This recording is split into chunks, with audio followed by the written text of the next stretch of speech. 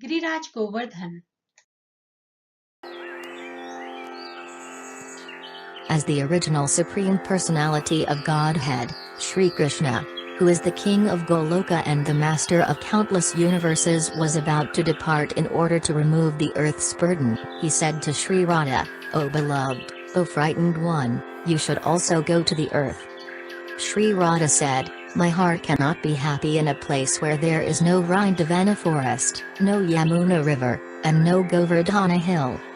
Then Lord Hari sent a 47 krasha portion of his own abode, along with Govardhana and the Yamuna, to the earth. Worshipped by all the worlds and filled with 24 forests, that land of Vrindavana has now come to the earth. West of Bharatavarsha, in the middle of Shalmali Dvipa, Govardhana was born from the wife of the great mountain Drona. The demigod showered flowers on Govardhana. Headed by Himalaya and Sumeru, all the mountains came.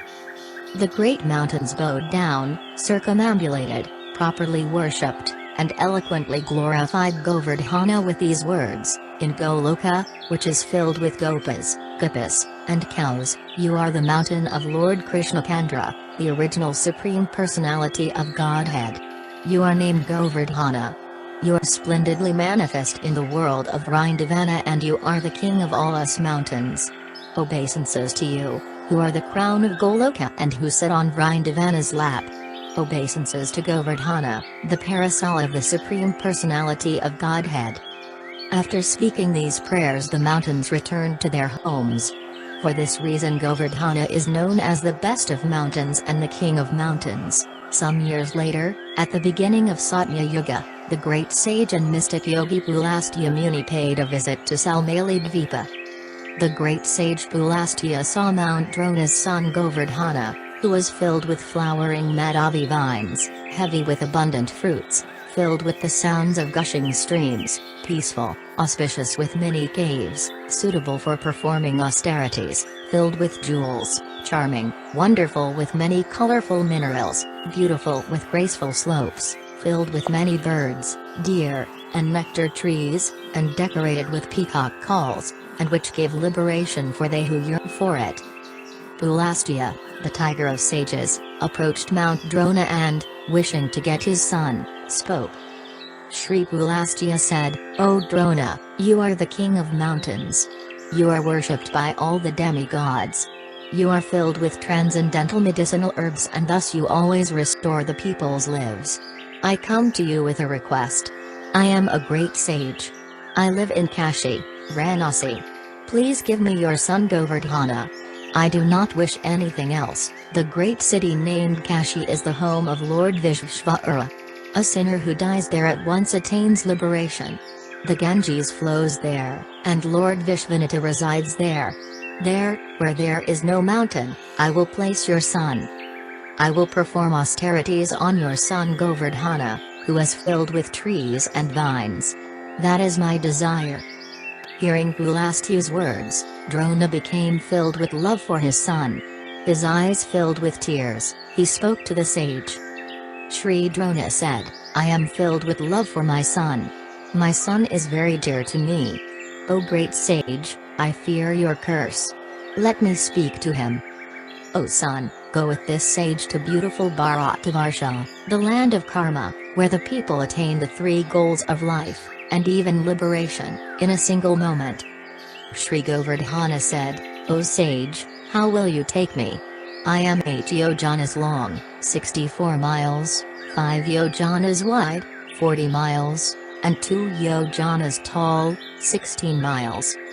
Sri Pulastya said, "My son, please sit in my hand and I will carry you to Kashi."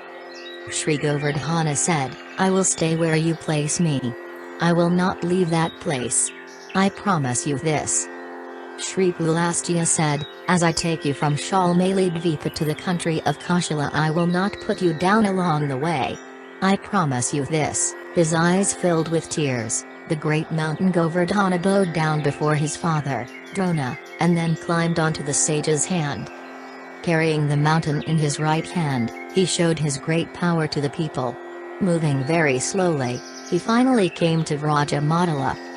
Remembering his previous life, As he traveled, Mount Govardhana said to himself, Sri Krishna, the original Supreme Personality of Godhead, who is the master of countless universes, will descend to this place, Vraja, and enjoy childhood playing with the cowherd boys, and then the pastimes of youth. Here Lord Hari will enjoy pastimes of paying a toll and pastimes of jealous anger. For this reason I should not leave this place where the Yamuna flows. From Goloka Sri Krishna will come here with Radha. By seeing him I will make my life perfect. Thinking this in his mind, Govardhana made himself very heavy in the sage's hand. Overcome with exhaustion, the sage could not remember what had happened before. Tormented by the mountain's great weight, to lighten his burden the sage put him down in Vrajamatala.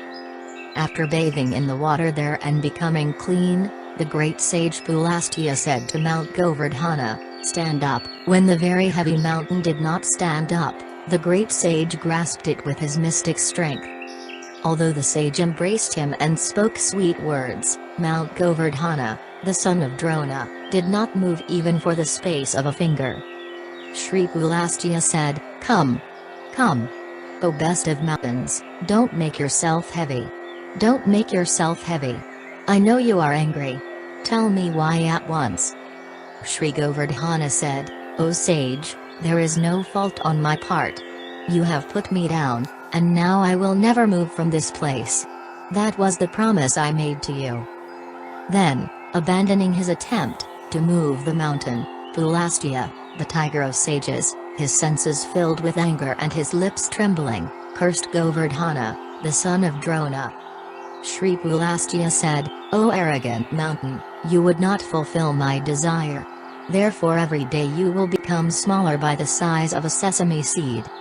When Pulastya Rishi left for Kashi, Mount Govardhana began to shrink by the size of a sesame seed day after day. As long as the Bhagirati Ganges is present, and as long as Mount Govardhana is present, the power of Kali Yuga will not be present. It is said that after 10,000 years of the Kali Yuga, Govardhana will have completely disappeared. Govardhana Hill is acknowledged throughout the Vedic scriptures as the most sacred mountain not only in the whole of India, but in all the three worlds. The Vedas also say that Govardhana Hill is non-different from the Supreme Personality of Godhead, Lord Krishna himself. When Sri Chaitanya Mahaprabhu visited Vraja in the year 1515, he refused to climb Govardhana Hill because he saw that Govardhana was non-different from Lord Krishna. At the time of the Anagata ceremony, Krishna declared that he was non-different from Govardhana Hill. Krishna then assumed an unprecedented huge form to instill faith in the cowherd men, declaring, "I am Govardhana mountain." He ate the abundant offerings. Together with the people of Vraja, the Lord bowed down to Govardhana Hill, thus in effect offering obeisances to himself. Then he said, "Just see how this hill has appeared in person and bestowed mercy upon us." Because Govardhana Hill is non-different from Krishna himself, the rocks from Govardhana are worshipable just like a deity of Krishna.